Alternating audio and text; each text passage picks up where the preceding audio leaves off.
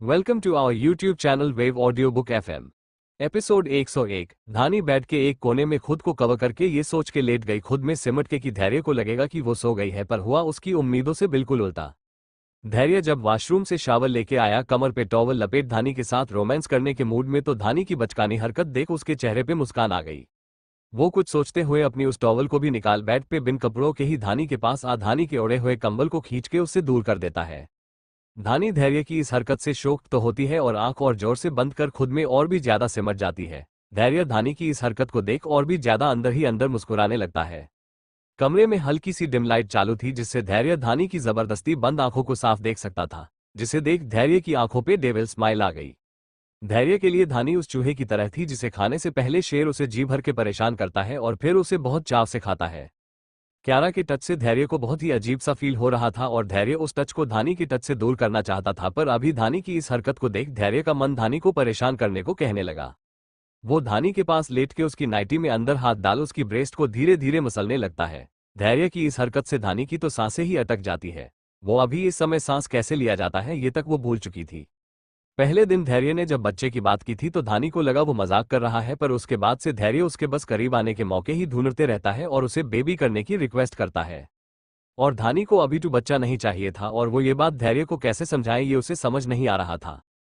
उसने आज तक धैर्य को अपनी पिल्स लेने वाली बात भी नहीं बताई थी। उसे लगा उसकी उसे कभी जरूरत ही नहीं पड़ेगी, क्योंकि उससे पहले ही उसकी लाइफ की प्रॉब्लम सॉल्व हो जाएगी और वो इन पिल्स को लेना बंद कर देगी। पर धैर्य का ऐसे अचानक बच्चे के लिए डिमांड करना और उससे दिन में रात में हर समय रोमांस करना धानी को डराने लगा। ऊपर से धैर्य का ये सेक्सुअल टच धानी के रोंगटों को खड़ा करने लगा। धैर्य धानी की ब्रेस्ट को अपनी हथेलियों में भर के बहुत प्यार से मसल रहा था। धानी बहुत कोशिश कर रही थी कि वो धैर्य के इस टच को जरा सा भी फील ना होने दे, पर बहुत कोशिश करने के बाद भी उस पे नशा चढ़ने लगा धैर्य का। पर फिर भी वो कोई रिएक्ट नहीं करती। धैर्य धानी को और ज्यादा परेशान करने के लिए उसके मुलायम हाथ को उठा अपने चेहरे पे चारों तरफ घुमा, अपनी छाती पे घुमाते हुए नीचे की तरफ लेके जाने लगता है। धानी धैर्य के इस हरकत से और ज्यादा सहर जाती है। धैर्य के 8 पैक एप्स धानी की उंगलियों से जैसे जैसे टच होते हुए नीचे की तरफ बढ़ रहे थे, वैसे वैसे धानी के खुद के शरीर की गर्मी बढ़ रही थी और AC वाले रूम में भी उसे पसीने आने लगे। वो अपने होंठों को अब धीरे धीरे काटने लगी। उसे लगा धैर्य उसे नहीं देख रहा है, पर धैर्य धानी की हर एक छोटी से बड़ी मोमेंट को देख मुस्कुराने लगा। धानी ने अभी खुद को कैसे कंट्रोल में रखा था ये वो ही जानती थी। धैर्य सुबह से उसके साथ 2 बार इंटीमेट हो चुका था, वो भी घंटों तक, वो भी पूरे पैशन के साथ, जिसमें वो काफी ज्यादा थक गई थी। इसलिए धानी अब और ये सब नहीं करना चाहती थी, इसलिए वो खुद को कंट्रोल करने की अपनी पूरी कोशिश करते हुए लेटी थी शांति से। कुछ ही देर में धानी को अपने हाथ में कुछ कड़क कड़क सा लंबा सा एहसास होता है। धानी उसे टच करके ये समझ जाती है कि धैर्य ने उसके हाथ को कहाँ रखा है। धानी के माथे से अब पसीने और भी ज्यादा छूटने लगते हैं। वो हड़बड़ाहट में अपने हाथ को हटाने वाली ही थी कि धैर्य ने धानी के हाथ को अपने हाथ से दबा दिया और धानी के हाथ से खुद को सहलाने लगा। धैर्य का एक हाथ धानी की ब्रेस्ट पे घूम रहा था तो दूसरे हाथ अपने शरीर के निचले हिस्से पे धानी के हाथ के साथ घूम रहा था। धैर्य धानी को तड़पते हुए साफ साफ देख सकता था। धैर्य धानी की इस तड़प को देख उसके कान के पास आ धीरे से बोला, अभी तो शुरुआत है धानी, अभी तो मुझे तुम्हें और भी ज्यादा तड़पाना है, बोल के धैर्य ने धानी के होंठों के निचले हिस्से को काट लिया। धैर्य अभी काफी ज्यादा उत्तेजित हो चुका था। धानी का भी यही हाल था। वो अपने होंठों को काटते हुए अब हल्की हल्की आवाजें करने लगी और धानी अब सब कुछ भूल के अपनी आंख खोल धैर्य को देखते हुए उससे बोली, धैर्य आप बहुत बुरे हैं, आपको दिन रात बस एक ही चीज की तलब रहती है। धानी अभी पसीने में पूरी भीग चुकी थी और धैर्य को लाचारी से देख रही थी। धैर्य जो अभी तक धानी की आंख खोल के कुछ बोलने का ही वेट कर रहा था, वो धानी की बात सुन डेविल स्माइल करते हुए धानी की आंखों में देखते हुए बोला, तलब चीज ही ऐसी है धानी, जितना ज्यादा करो उससे और भी ज्यादा करने को मन कहता है, और अगर नशा किसी की जवानी का हो तो इंसान चाह के भी उसे उतार नहीं पाता। और फिर धानी के होंठों के एकदम करीब आ और जवानी की तलब बीवी की हो तो कौन पागल इसे उतरना चाहेगा। धैर्य अभी सनकी आशिक की तरह बात कर रहा था, जिसे सुन धानी शर्मा जाती है। धैर्य अपनी बात कह धानी के एलोप पे बैठ कर उसके होंठों पे अपने होंठ रख चूमने लगता है उसे। धैर्य अभी धानी के ऊपर था पूरी तरह से और धानी की ब्रेस्ट को कपड़े के ऊपर से ही अपनी ब्रेस्ट से मसल रहा था। धानी धैर्य के किस में पूरी तरह साथ देते हुए उसकी पीठ पे अपने नाखून से निशान छोड़ रही थी। धैर्य कुछ देर में धानी को किस करते हुए धानी के कपड़ों को भी उसकी बॉडी से अलग कर उसके बॉडी में एंटर करता है और जोर जोर से पुश करने लगता है। धानी लंबी लंबी आहें लेते हुए धैर्य को और भी ज्यादा उत्तेजित करने लगती है। करीब 4 से 5 घंटों के बाद धैर्य धानी की बॉडी पे थक हार के सो जाता है। धानी भी थकी हुई थी बहुत ज्यादा, इसलिए वो भी सो जाती है गहरी नींद में। दोपहर के करीब 12 बजे धानी और धैर्य की नींद खुलती है। धानी वॉल पे लगे वॉच को देख घबराए हुए उठती है और धैर्य से खुद को छुड़ा जल्दी से वॉशरूम में भाग जाती है। धैर्य धानी की इस हरकत पे मुस्कुरा देता है और दूसरी तरफ मुंह कर फिर से सो जाता है कुछ और समय के लिए। धानी वॉशरूम से शावर ले बाहर आती है और क्लोजेट में जा सबसे पहले अपनी पेज लेती है, फिर अपने बाल को सूखा अपने कपड़े पहन रेडी होने लगती है। धैर्य भी करीब 2 घंटों की और नींद लेके वॉशरूम की तरफ चला जाता है और कुछ देर में वो भी शावर ले क्लोजेट में जा रेडी होने लगता है। धानी अब तक ऑलमोस्ट रेडी हो चुकी थी। धैर्य ने भी अभी तक शर्ट और पेंट पहन लिया था और धानी को मुस्कुराते हुए देख रहा था। धानी को भी एहसास था कि धैर्य उसे ही देख रहा है, पर फिर भी वो धैर्य को अवॉइड कर पूरी रेडी हो क्लोजेट से बाहर जाने लगती है। पर इससे पहले वो डोर को टच भी करे, धैर्य धानी के हाथ को पकड़ उसे अपने करीब खींच लेता है और उसे कबर्ड से लगा उसके एकदम करीब आ उससे बोला, मुझे अवॉइड करके कहाँ जा रही हो। धैर्य इन कुछ दिनों में इतना ज्यादा रोमांटिक और पोसेसिव बिहेव कर रहा था कि धानी को अब उससे शर्म आने लगी थी। धैर्य अभी भी धानी को खुद के और काबट के बीच में फंसा के उसकी कमर को ही सहला रहा था, जिससे धानी और भी ज्यादा शर्म से लाल हो रही थी। और ये देख धैर्य को और भी ज्यादा मजा आने लगा, इसलिए अभी धैर्य धानी को ऐसे परेशान कर रहा था। धानी को जब एहसास हुआ कि धैर्य का फिर से मूड बन रहा है उसके साथ रोमांस करने के लिए, तो वो हड़बड़ा गई और धैर्य से बोली। धानी धैर्य के हाथ को अपनी कमर से हटा, धैर्य दोपहर हो गए हैं, मुझे और भी काम होते हैं दिन भर में आपके साथ रोमांस करने के अलावा, बोल के धानी ने अपना चेहरा फिर से झुका लिया। धैर्य धानी के झुके हुए चेहरे को उसकी चिन पकड़ के उठा के उसकी आंखों में देखते हुए, तुम्हें जो करना है करो, पर मुझे उससे पहले एक बेबी दे दो, बोल के धैर्य धानी के होंठों के करीब बढ़ गया। धानी तो धैर्य की बात सुन पूरी सहम गई, उसका शक यकीन में बदल गया। धानी धैर्य से अपनी चिन को छुड़ा उसके सीने पे हाथ रख उसे खुद से दूर करने की कोशिश करते हुए बोली, धैर्य क्या आपके दिमाग में बच्चे के अलावा दूसरा ख्याल नहीं आता। धैर्य धानी के हाथ को अपने और उसके बीच से हटाते हुए बेशर्मों की तरह, बिल्कुल भी नहीं, बोल के धैर्य अपने हाथ धानी के कमर से सहलाते हुए उसके पेट पे लाके नीचे की तरफ लेके जाने लगा। धानी ने जैसे ही धैर्य के हाथ को अपने शरीर के नीचे के पार्ट पे जाते हुए महसूस की, उसने तुरंत ही धैर्य के हाथ को रोक लिया वहां जाने से और हड़बड़ाते हुए बोली, धैर्य मैं अभी बस 22 साल की हूँ, माँ बनने के लिए अभी मैं बहुत छोटी हूँ, और फिर हमारी शादी को भी बस 3 महीने ही हुए हैं। तो आपको नहीं लगता अभी हमें और कुछ समय वेट करना चाहिए बच्चे के लिए। धानी बहुत मुश्किल से रुकते हुए अपने अंदर के डर को धैर्य के सामने बयान करते हुए बोली। धैर्य धानी की बात सुन उसके मासूम से चेहरे को देखते हुए बिना किसी संकोच के, तुम्हें सिर्फ प्रेग्नेंट होना है और मेरे बच्चे को पैदा करना है, उसके बाद बच्चे को संभालने की सारी जिम्मेदारी मेरी होगी। मैं हमारे बच्चे के लिए इस शहर की बेस्ट से बेस्ट नैनी लेके आऊंगा, धैर्य धानी को अपने आगे के प्लान को बताते हुए बोला। धानी को अब धैर्य पे और भी ज्यादा गुस्सा आ रहा था। उसे अभी बस उससे बच्चा चाहिए ताकि वो उसे बच्चे के बहाने उससे हमेशा के लिए बांध सके। और धानी धैर्य की इस इनसिक्योरिटी का रिजल्ट अपने बच्चे को बिल्कुल भी नहीं बनाना चाहती थी। वो फ्यूचर में ये बिल्कुल भी नहीं चाहती थी कि धैर्य हमेशा उसे उसके बच्चे के नाम पे रोके या टोके और उस पे अपनी हुकूमत चलाए। धानी की दुनिया वैसे भी बहुत छोटी है, जिसमें सिर्फ उसकी अपनी माँ और बहन है, जिसे वो धैर्य के इनसिक्योरिटी के चक्कर में छोड़ना नहीं चाहती थी। धानी ये बात बहुत अच्छे से जानती थी कि एक बार वो प्रेग्नेंट हो गई तो धैर्य उसे पैलेस के बाहर कदम भी नहीं रखने देगा, और अभी जो हालत उसकी माँ की थी ऐसे में वो प्रेग्नेंट होने का रिस्क बिल्कुल भी नहीं लेना चाहती थी, और ये बात वो धैर्य को कैसे समझाए उसे ये समझ में नहीं आ रहा था।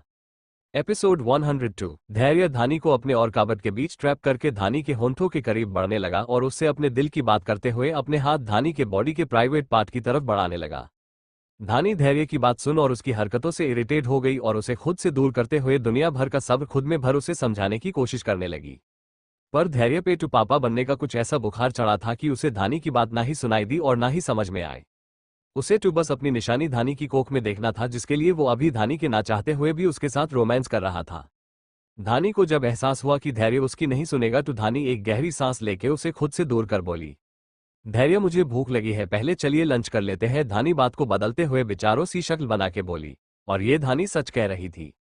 अभी दोपहर के करीब 2 बज रहे थे और धानी के बोलने पे धैर्य को भी याद आया कि खाली पेट रोमांस करना हानिकारक होता है, इसलिए धैर्य ने भी आगे कुछ नहीं कहा और धानी के माथे पे सॉफ्ट किस कर उसके हाथ को पकड़ रूम से बाहर आ डाइनिंग एरिया की तरफ बढ़ गया। दोनों अभी लंच कर ही रहे थे कि तभी धैर्य का मोबाइल रिंग हुआ। धैर्य धानी के साथ लंच करते हुए उसे एक नजर देख फोन पिक करता है। हाँ मम, बोलो। उसका ऑर्डर सुन दूसरी तरफ से उसकी सेक्रेटरी बोली, सर ऑफिस में मिस क्यारा स्मिथ आई है और आपसे मिलने की जिद कर रही है, क्या मैं उन्हें आपके पैलेस का एड्रेस दे दूं? कल रात का क्यारा पे धैर्य का कुछ ऐसा असर पड़ा कि क्यारा दोपहर होते ही धैर्य के ऑफिस आ गई, और क्योंकि वो जेम्स स्मिथ की इकलौती बेटी थी इसलिए उसे कोई रोक नहीं सकता था। वो धैर्य से तुरंत मिलने की जिद करने लगी और धैर्य के सेक्रेटरी से उसके पैलेस का एड्रेस मांगने लगी धैर्य से मिलने के लिए। धैर्य अपनी सेक्रेटरी की बात सुन एक नजर धानी को देखता है और अपनी कड़क आवाज में बोला, नहीं पैलेस में किसी को भी भेजने की जरूरत नहीं है, मैं कुछ देर में ऑफिस पहुंच रहा हूं, उसे वेट करने कहो बोल के धैर्य फोन कट कर देता है। फोन कट करने के बाद धैर्य नॉर्मल हो फिर से अपना लंच करने लगता है। धानी को धैर्य की प्रोफेशनल लाइफ से कोई लेना देना नहीं था, इसलिए वो धैर्य की बात को सुन के भी अनसुना कर खुद में खोई हुई अपना लंच खत्म कर वहां से उठ जाने लगी। पर धैर्य ने उसके हाथ को पकड़ लिया और उसे रोकते हुए कहा, कहाँ खोई हुई हो? धानी अपना चेहरा लटकाए, कहीं नहीं।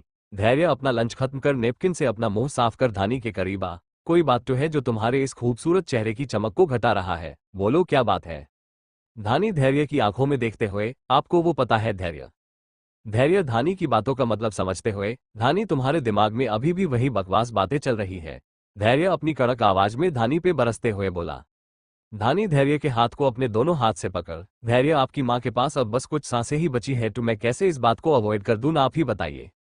धैर्य धानी से अपना हाथ झटके में छुड़ा, दुनिया में रोज लोग मरते हैं धानी, इसमें कोई बड़ी बात नहीं है। धानी नम आंखों से धैर्य को देखते हुए, मैं जिस औरत की बात कर रही हूँ वो आपकी माँ है धैर्य, उन्होंने आपको जन्म दिया है। मैं आपसे उनसे फिर से रिश्ते जोड़ने के लिए नहीं कह रही, बस कह रही हूँ कि आप एक बार उनसे सवाल तो करिए जाके, एक बार उनसे पूछिए तो कि क्यों उन्होंने आपके साथ ऐसा किया। धैर्य धानी की बात से इरिटेट होते हुए उसे एक लास्ट वार्निंग देते हुए बोला, धानी अब उस औरत के लिए एक भी शब्द नहीं कहोगी तुम। धैर्य के वार्निंग देने के बाद भी धानी अपनी बात पे अड़े हुए बोली, धैर्य प्लीज मेरे लिए एक बार माँ से जाके मिलिए। धानी ने इतना ही कहा था कि धैर्य एक बहुत ही तेज आवाज के साथ चिल्लाते हुए धानी को थप्पड़ मारने के लिए अपने हाथ उठाता है। धैर्य धानी के मुंह से मीनाक्षी जी के लिए माँ शब्द सुन अपना आपा खो देता है और गुस्से में बहुत तेज चिल्लाता है, धनेई। चिल्लाते हुए उसने अपना हाथ धानी पे उठाया। धानी जब देखती है कि धैर्य उसे मारने जा रहा है तो वो खुद के बचाव के लिए अपनी आंख बंद कर अपने चेहरे को अपने हाथ से कवर कर लेती है। धैर्य गुस्से में था, वो भी बहुत ज्यादा, और ये बात अगर धानी के अलावा और किसी ने कही होती तो धैर्य उस इंसान की खाल तक को अब तक अलग कर दिया होता, पर वो अपनी धानी को एक सुई की नोक के बराबर खरोच नहीं दे सकता तो वो उस पे हाथ कैसे उठाता। धैर्य अभी भले ही बहुत ज्यादा गुस्से में था पर उसका दिल ये बात बहुत अच्छे से जानता था, इसलिए उसने धानी को मारने के लिए अपना हाथ उठाया तो पर वो हवा में ही खुद ही रुक गया। धैर्य का हाथ नीचे आ ही नहीं रहा था धानी को चोट पहुंचाने के लिए। धैर्य के सामने धानी खुद को कवर करके खड़ी थी, जिसे देख धैर्य का दिल गुस्से में पसीज गया, पर दिमाग में गुस्सा अभी भी बेहिसाब भरा था, इसलिए उसने पास में ही रखा बेशकीमती फूलदान उठा के डाइनिंग टेबल पे मार दिया एक तेज आवाज के साथ। धैर्य अभी भी गुस्से में लाल आंखें लिए धानी को देख रहा था। वो उसके दिल की धड़कन उसका प्यार थी और वो इसी बात का फायदा अभी उठा रही थी और धैर्य को इस बात पे बहुत ज्यादा गुस्सा आ रहा था। पर धानी भी करे तो क्या करे, वो धैर्य के ओबेशन का शिकार अपने उस बच्चे को बिल्कुल भी नहीं बनने देना चाहती थी, वो भी उस बच्चे को जिसका अभी अस्तित्व भी नहीं है अभी। पर जिस तरह धैर्य के ऊपर पापा बनने का बुखार चढ़ा है उस तरह से तो वो दिन दूर नहीं है जब धानी की कोख में धैर्य का बच्चा होगा, क्योंकि कोई भी कॉन्ट्रेसेप्टिक पिल, गर्भनिरोधक गोली 100% प्रोटेक्शन की गारंटी नहीं लेती, और ये बात धानी बहुत अच्छे से जानती है क्योंकि उसने डॉक्टरी की पढ़ाई की है। धानी एक समय में नर्स रह चुकी थी, उसने डॉक्टरी की पढ़ाई भी की थी। उसकी माँ अगर हॉस्पिटल में एडमिट नहीं होती और उसकी बहन की जिम्मेदारी उसके सर पे ना होती तो वो भी अपनी स्टडी कंप्लीट करके आज एक डॉक्टर बन गई होती। उसने अपनी बीमार माँ और छोटी बहन की पढ़ाई के लिए अपने फ्यूचर को दांव पे भले ही लगा दिया, पर नॉलेज तो उसके पास इतना था और वो ये बात बहुत अच्छे से जानती थी। उसने भले ही अपनी स्टडी कंप्लीट नहीं की है पर उसे ये बात पता है कि किसी भी बीमारी को जड़ से खत्म करने के लिए उसकी जड़ तक पहुंचना पड़ता है, और धैर्य के ओबेशन का कारण उसकी माँ की बेवफाई और बेरुखी है, जिसका सिर्फ एक ही इलाज है, धैर्य का उनसे आमने सामने खड़े होकर बात करना, उनसे अपने दिल में दबे हर सवाल का जवाब लेना और उनका जवाब सुनना। धैर्य भले ही अपनी माँ से मिलने के बाद पूरी तरह ठीक नहीं होगा, पर कम से कम कुछ तो उसके बेचैन दिल को शांति मिलेगी और उसका ओबेशन धानी के लिए कम होगा और वो धानी पे विश्वास करना शुरू करेगा। धानी यही सब सोचते हुए अभी धैर्य से जिद कर रही थी, पर शायद उसे अंदाजा भी नहीं है कि उसने धैर्य के सबसे कमजोर नस को दबा दिया। धैर्य ने उस फूलदान से डाइनिंग टेबल के चूर कर दिया और उस फूलदान को उठा के दूर फेंक दिया, जिससे दीवार पे जो बेशकीमती पेंटिंग सजी हुई थी वो भी बर्बाद हो गए। ऊपर से धैर्य का ऐसा विकराल रूप देख पैलेस के सारे सर्वेंट डर से कांपने लगे। धानी भी अभी बहुत ज्यादा डरी हुई थी। धैर्य उसे भले ही चोट नहीं पहुंचा रहा था पर पैलेस की चीजों को जैसे तोड़ रहा था, उससे दूसरों को चोट जरूर पहुंचती। धानी के दिल में जैसे ही ये ख्याल आया वो अपनी सारी हिम्मत जुटा धैर्य के पास गई और उसके सीने से लिपट गई और उसे शांत कराते हुए बोली, प्लीज धैर्य ये सब मत करिए, मुझे डर लग रहा है। धानी ने अभी धैर्य को काफी ज्यादा जोर से पकड़ के रखा था और उसके सीने में अपने मुंह को छुपा के उससे रिक्वेस्ट कर रही थी। धानी के ऐसे करने पे धैर्य ने धानी के बाल को पीछे से पकड़ा और उसे पीछे की तरफ बेंड करते हुए बोला, अगर इतना ही डर लगता है तो क्यों मेरे गुस्से को जगाती हो धानी, क्यों? तुम्हें अच्छे से पता है कि मैं उस औरत से कितनी नफरत करता हूँ, फिर क्यों तुम्हारी जुबान ने उस औरत को माँ कहा? क्यों धानी, क्या? बोल के धैर्य ने धानी को खुद से झटके से दूर कर दिया। धैर्य के ऐसे झटका देने से धानी जमीन पे गिर गई। धैर्य धानी के रोकने से रुक तो गया, पर वो और देर वहां रुक नहीं पाया और वहां से जाने लगा। धानी ने जब देखा कि धैर्य जा रहा है तो धानी अपनी आखिरी कोशिश करते हुए बोली, धैर्य माँ ब्रेन ट्यूमर के आखिरी स्टेज पे है, उनके पास जीने के लिए अब सांसें भी नहीं है, और अगर अब आपने अपने एटीट्यूड को साइड में रख के उसने बात नहीं किया तो आप अपनी पूरी लाइफ पछताएंगे। आपको इसके बाद फिर कभी दूसरा मौका नहीं मिलेगा उसने मिलने का, उनसे सवाल करने का। धानी चिल्ला के धैर्य से अपनी बात कहती रही और धैर्य धानी की सारी बात सुनता भी रहा, पर उसने अपनी स्पीड कम नहीं किया। वो लंबे कदम बढ़ाते हुए पहले से बाहर चला गया और ड्राइवर को कार से बाहर निकाल के खुद ड्राइविंग सीट पे बैठ के कार ड्राइव करने लगा फास्ट स्पीड में। एपिसोड 103। धैर्य गुस्से में कार ड्राइव करते हुए कुछ देर में ही ऑफिस पहुंच गया और लंबे कदम बढ़ाते हुए और अपने केबिन की ओर चला गया। उसने अभी अपने केबिन का डोर खोल अंदर आया ही था कि तभी क्यारा उसके सीने से लग गई और उससे बोली, oh darling I missed you so much, कहते हुए वो धैर्य के शर्ट के ऊपर के बटन्स को खोलने लगी। धैर्य का दिमाग आज पहले से वैसे भी गर्म था। उस पर भी ऐसी हरकत धानी के अलावा कोई और कारें ये उससे बर्दाश्त नहीं होती थी, और उस पे भी क्या उसे बस कुछ घंटे से ही जानती थी और इतनी जल्दी वो उसके लिए इतनी बेसब्र हो गई और ऐसी हरकत करने लगी। क्यारा धैर्य के शर्ट के बटन्स को खोल के उसके सीने पे चूमने लगी। धैर्य से और ज्यादा बर्दाश्त नहीं हुआ और उसने क्यारा को झटके से दूर किया और गुस्से में दहाड़ते हुए चिल्लाया, सिक्योरिटी। क्यारा, जो कि धैर्य के ऐसे धक्का देने से पहले से ही शोक में थी, वो धैर्य के सिक्योरिटी के बुलाने पे और भी ज्यादा शोक्ड हो गई और उससे बोली, Dhairya baby, why are you shouting like this? If you don't want to have a physical relationship right now then it's okay, first we will start our relationship with friendship, okay?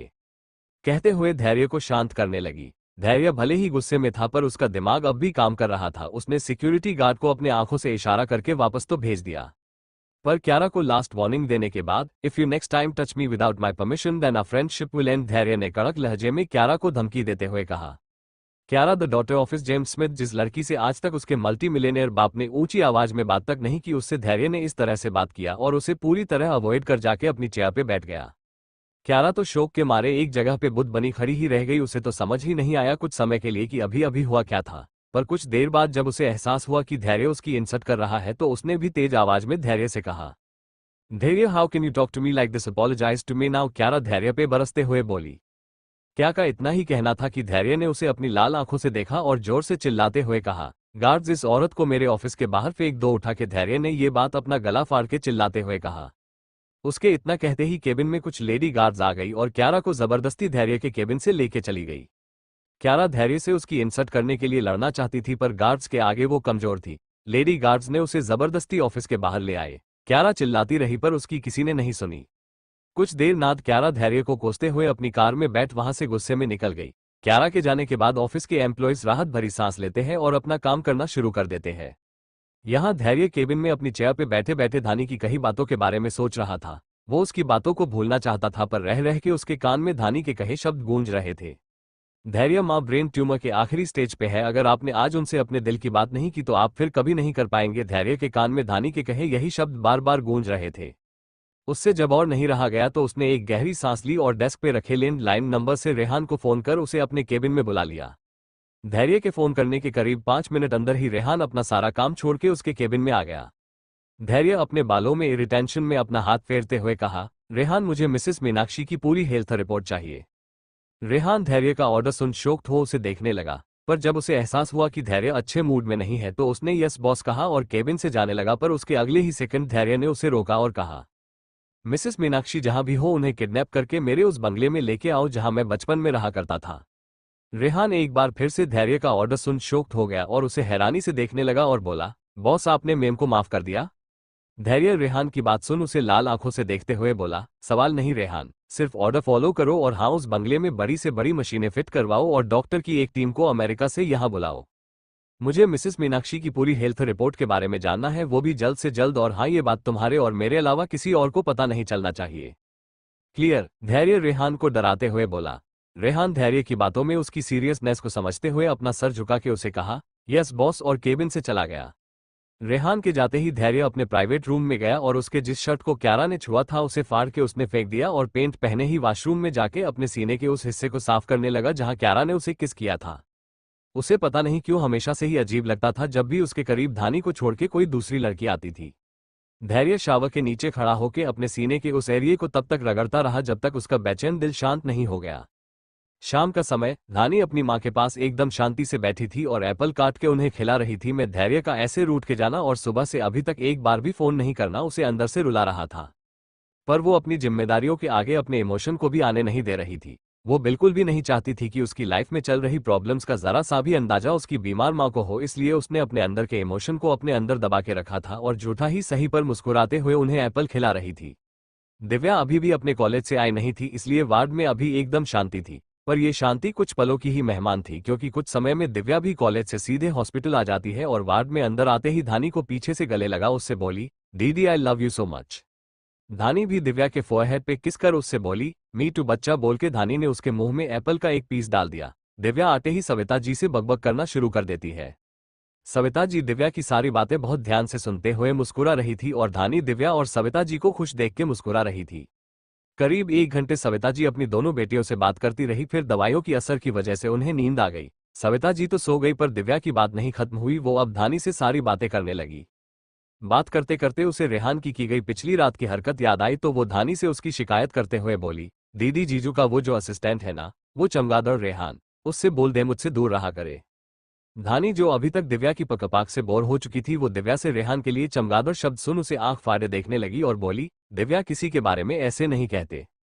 Divya होनी जगह से खड़ी हो चेयर पे एक पांव रख धानी को गुस्से में घूरते हुए, दीदी तू पहले तो उस शुतुरमुर्ग के लिए इज्जत भरे शब्द निकलना बंद कर दे और उसे समझा दे कि मुझसे कोसों दूर रहा करे। दिव्या ये सब बहुत गुस्से में बोल रही थी। उसके गुस्से में साफ साफ उसका बचपना झलक रहा था, जिसे देख धानी को ये नहीं समझ आ रहा था कि वो रिएक्ट कैसे करे। धानी काफी देर तक दिव्या को ऐसे ही शांति से देखते रही, फिर अपनी जगह से खड़े हो दिव्या को शांत कराते हुए उसे फिर से चेयर पे बिठा के उसके सर पे प्यार से हाथ फेरते हुए बोली, बच्चा पहले तू शांत हो जा और मुझे ये बता कि तू रेहान को ये अजीब अजीब पक्षियों के नाम क्यों दे रही है। दिव्या पिछली रात की बात को याद करते हुए धानी को एक एक बात बताने लगती है। धानी दिव्या की बातें सुन हैरान होती है। उसका मन अभी हंसने को कर रहा था, पर उसने अपनी हंसी को कंट्रोल करके रखा था और दिव्या की बातें सुन रही थी। दिव्या पिछली रात की बात बताते हुए, दीदी उस चमगादड़ ने मुझे कल फिर से अपने कंधे पे किसी आटे की गोनी की तरह उठाया था और काजल के सामने मुझे धमकी भी दे रहा था। उससे मैंने कहा भी कि मैं उसकी शिकायत तुझसे करूंगी, पर फिर भी वो बिल्कुल भी नहीं डरा और मुझे अपने कंधे पे जबरदस्ती उठा के रेस्टोरेंट ले गया और जबरदस्ती एक चेयर पे बिठा के इतना सारा खाना ऑर्डर कर दिया कि पूछ ही मत।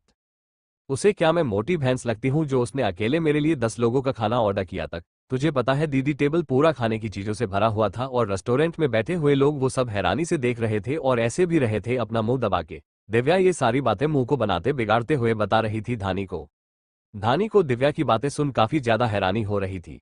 रेहान कभी भी धैर्य के ऑर्डर के बिना कोई काम नहीं करता। पिछली बार भी जब रेहान दिव्या के पास आया था तो वो उसके ऑर्डर को फॉलो करते हुए आया था, पर कल उसने जो भी किया वो क्यों किए कि उसे समझ नहीं आ रहा था। एपिसोड 104। धानी दिव्या की बातें काफी देर तक सुनती रही। शांत हो दिव्या भी धानी से रेहान को अजीब अजीब पक्षियों के नाम से बुलाते हुए धानी से उसकी शिकायत करने लगी। करीब 2 घंटों के बाद जब धानी को एहसास हुआ कि वो पैलेस के जाने के लिए लेट हो रही है, तो धानी दिव्या को सविता जी का ध्यान रखने बोल हॉस्पिटल से निकल गई। दिव्या हॉस्पिटल से बाहर अभी आई ही थी कि तभी उसकी नजर मीनाक्षी जी पे गई। वो भी अपने डेली चेकअप करा के हॉस्पिटल से जा रही थी। धानी की नजर जब उनके पिले पड़ चुके मुरझाए चेहरे पे गया तो धानी का दिल अंदर तक पसीज गया। वो धैर्य की तरह ही मीनाक्षी जी से नफरत करना चाहती थी। जो भी उन्होंने धैर्य और उसके पिता के साथ किया उसके लिए, पर अपने स्वभाव की वजह से वो ऐसा नहीं कर पा रही थी। मीनाक्षी जी उसकी सास थी, उसके पति की माँ, और वो उनकी इस हालत में उनकी सेवा करना चाहती थी। उनके इस आखिरी समय में उनके साथ रह के कुछ टाइम स्पेंड करना चाहती थी। पर धैर्य के गुस्से की डर की वजह से धानी ने अपनी उस फीलिंग को कंट्रोल किया और उनसे बिना कुछ कहे या पूछे हॉस्पिटल से जाने लगी। मीनाक्षी जी भी धानी को एक नज़र प्यार से देख हॉस्पिटल से बाहर निकल अपनी कार में अभी बैठी ही थी कि तभी उन पे कुछ लोगों ने हमला कर दिया। उन लोगों ने काले कलर के कपड़े पहन रखे था, चेहरे को भी उन लोगों ने मास्क से कवर करके रखा था। वो लोग अपनी एक बड़ी सी काली कलर के वैन से उतरे और मीनाक्षी जी की तरफ बढ़ गए। मीनाक्षी जी के साथ जो 1-2 लेडी गार्ड थी, उन लेडी गार्ड पे उन लोगों ने इंजेक्शन से वार कर उन्हें बेहोश कर दिया और मीनाक्षी जी को भी क्लोरोफॉर्म सुंघा के बेहोश कर उन्हें अपने कंधे पे उठा के ले जाने लगे। पर धानी उन सब के बीच आ गई और बेहोश मीनाक्षी जी को उन गुंडों से आजाद कराने की कोशिश करने लगी।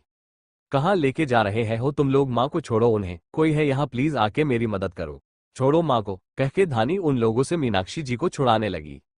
धानी मीनाक्षी जी को हिलाते हुए बोली, माँ माँ। पर क्योंकि मीनाक्षी जी क्लोरोफॉर्म की वजह से पूरी बेहोश हो गई थी अब तक, इसलिए उनके कान तक धानी की आवाज जाके भी नहीं जा पा रही थी, बस आंखों के किनारे से आंसू की एक धार निकल जाती है।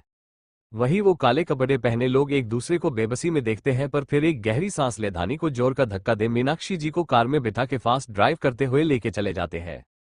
और यहाँ धानी जब तक खुद को संभाल के कोई रिएक्ट करती तब तक उसके आंख के सामने से कार धुआं हो जाती है। धानी अभी इतनी ज्यादा घबराई हुई थी कि उसे कुछ समझ नहीं आ रहा था। सबसे बड़ी बात उसे ये नहीं समझ आ रही थी कि धैर्य ने उसके प्रोटेक्शन में जिन गार्ड्स को लगाया है उन लोगों ने उसकी मदद क्यों नहीं की, जबकि वो उनसे मदद की भीख मांग रही थी अपना गला फाड़ के। वो सारे गार्ड धानी से कुछ दूरी बना के अपना सर नीचे कर ऐसे खड़े थे जैसे उन्हें ना ही कुछ सुनाई दे रहा था और ना ही दिखाए। धानी गुस्से में उन सबको घूरते हुए उन सब से बोली, तुम लोगों को शर्म आनी चाहिए। तुम लोगों के सामने एक बीमार औरत को कुछ गुंडों ने किडनैप कर लिया और तुम हटे कट्टे हथियार लिए हुए भी कुछ नहीं कर पाए। मैं धैर्य से तुम सबकी शिकायत करूंगी और तुम सबको सिर्फ इस नौकरी से ही नहीं बल्कि इस शहर से भी निकलवा के बाहर फेंकवा दूंगी। धानी अभी काफी ज्यादा गुस्से में थी। रोने की वजह से उसका चेहरा एकदम लाल हो गया था। गिरने की वजह से उसके हाथ भी छिल चुके थे और घुटने भी फंस चुके थे। पर उसे अभी अपनी बिल्कुल भी फिक्र नहीं थी, उसे तो बस अभी अपनी बीमार सास की फिक्र थी जिनके पास एक तो पहले ही सांसें नहीं थे जीने के लिए और अब पता नहीं कहाँ होंगी वो। धानी कुछ सोचते हुए जल्दी से अपना फोन निकाल पहले धैर्य को फोन ट्राई करती है, पर धैर्य फोन पिक नहीं करता। वो धैर्य को 2 से 3 बार फोन ट्राई करती है पर हर बार पूरी रिंग जाने के बाद फोन अपने आप कट जाता था। धानी को जब कुछ और नहीं समझ आता तो वो पहले अपने दिमाग को शांत करती है, फिर कुछ सोचते हुए रेहान को फोन ट्राई करती है। वहीं दूसरी तरफ एक बहुत बड़े बंगले के एक बहुत ही आलीशान से रूम में मीनाक्षी जी लेटी हुई थी। उनके मुंह पे ऑक्सीजन मास्क लगा हुआ था। उनसे कुछ दूरी पे धैर्य खड़ा उन्हें एक्सप्रेशन लेस हो देखे जा रहा था। उसके हाथ में उसका मोबाइल था जिसमें धानी का नंबर बार बार फ्लैश होके पूरी रिंग जाके पूरी तरह बंद भी हो जा रही थी, पर उसने ना ही फोन उठाया और ना ही उसने कुछ रिएक्ट किया। वो अभी भी भावहीन हो मीनाक्षी जी को देखे जा रहा था। वही उसके पीछे खड़ा रेहान धैर्य को देख रहा था। उसे कुछ समझ नहीं आ रहा था कि आखिर धैर्य हुआ क्या है। वो तो मीनाक्षी जी से इतनी ज्यादा नफरत करता था कि उसने खुद ऊपर वाले से उनकी मौत की दुआ मांगी थी कभी, और अब जब ऊपर वाला उसकी ये मुराद पूरी कर रहा है तो वो क्यों ऊपर वाले के फैसले के खिलाफ जाके उनका इलाज कराना चाहता है। रेहान अपनी सोच में गुम था कि तभी उसके पॉकेट में रखा उसका फोन रिंग होने लगता है। रेहान अपने पेंट की जेब से अपना मोबाइल निकाल के देखता है तो उस पे धानी का नंबर फ्लैश हो रहा था। रेहान को काफी हैरानी होती है धानी का नंबर देख के। वो फोन पिक करने से पहले रूम से बाहर निकल जाता है और दरवाजे को बंद कर फोन पिक कर बोला, यस मैम। धानी हड़बड़ाते हुए, रेहान धैर्य कहाँ है, वो मेरा फोन पिक क्यों नहीं कर रहे। धैर्य धानी की बात सुन एक नजर विंडो के थ्रू धैर्य को देखता है, फिर एक गहरी सांस ले बोला, मैम सर अभी एक बहुत इंपॉर्टेंट मीटिंग अटेंड कर रहे हैं इसलिए उन्होंने अपना मोबाइल साइलेंट पे रखा है। रेहान धैर्य के हाथ में मोबाइल को एक नजर देख धानी से झूठ बोला, वो भी पूरे कॉन्फिडेंस में। और भोली भाली धानी रेहान की बातों पे भरोसा भी कर लेती है, पर फिर कुछ सोच के उससे बोली, रेहान मुझे तुम्हारी मदद चाहिए, करोगे तुम मेरी मदद। धानी रेहान से बहुत प्यार से पूछती है, जिस पे रेहान बोला, मैम आप बोल के तो देखिए, फिर देखिए रेहान का कमाल। धानी रेहान की बात सुन सुकून भरी सांस लेते हुए, रेहान धैर्य की मां मीनाक्षी जी को किसी ने किडनैप कर लिया है। रेहान वो बीमार है, उनमें ज्यादा स्टेमिना नहीं है कि वो किसी से लड़ सके खुद को आजाद कराने के लिए। रेहान धानी की बात सुन खिड़की के थ्रू मीनाक्षी जी को देखते हुए बोला, मीनाक्षी जी की फिक्र आप मत करिए मैम। धानी परेशान हो, रेहान तुम समझ नहीं रहे मैं क्या कहना चाह। उसने इतना ही कहा था कि तभी रेहान ने धानी की बात को बीच में काटते हुए कहा, मैम मीनाक्षी जी जहां भी होंगी सेफ होंगी। बॉस ने भले ही उनसे अपना रिश्ता तोड़ लिया है, पर इस शहर का बच्चा बच्चा जानता है कि धैर्य सिंह रायजादा की मां को उंगली भी लगाने का मतलब है अपनी जान से हाथ धोना। और रही उनकी किडनैपिंग की बात तो आप फिक्र मत करिए, मैं देखता हूं इस शहर में किसकी इतनी हिम्मत आ गई है कि वो धैर्य सिंह रायजादा की मां को किडनैप करे। रेहान बेड पे लेटी मीनाक्षी जी को देखते हुए फोन पे धानी शांत कराते हुए बोला। धानी रेहान की बात सुन शांत भी हो गई और एक गहरी सांस ले उसने फोन कट किया और कार में बैठ पैलेस के लिए निकल गई। वहां रेहान भी फोन पे बात करने के बाद पॉकेट में फोन रखते हुए रूम में अंदर आया और फिर से अपनी जगह पे शांति से खड़ा होने लगा कि तभी धैर्य ने बिना पीछे मुड़े शांत मगर गंभीर आवाज में कहा, अच्छे से समझा दिया ना उसे कि उसे अपनी सांस की फिक्र करने की जरूरत नहीं है।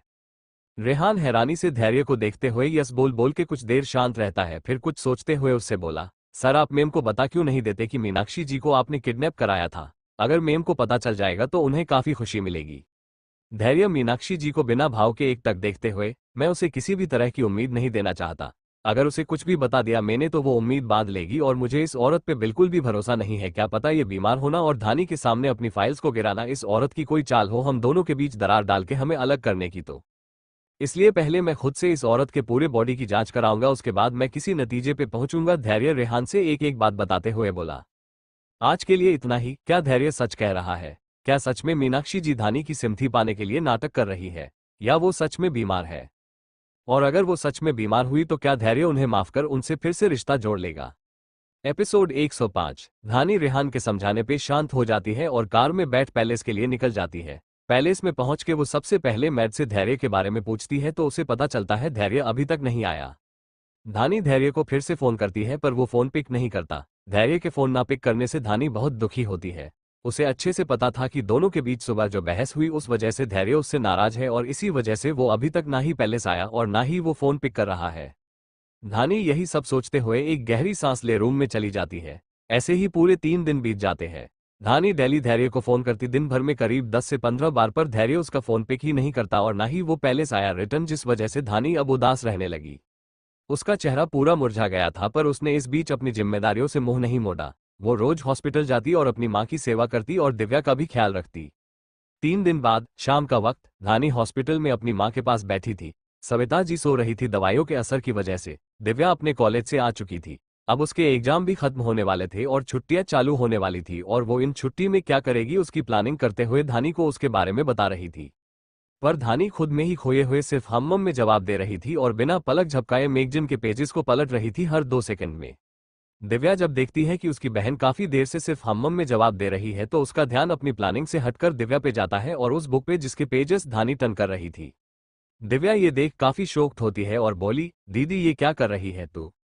धानी खुद में खोए हुए मैगजीन पढ़ रही हूँ। दिव्या मैगजीन को ध्यान से देखते हुए, दीदी तू मैगजीन उल्टी कब से पढ़ने लगी?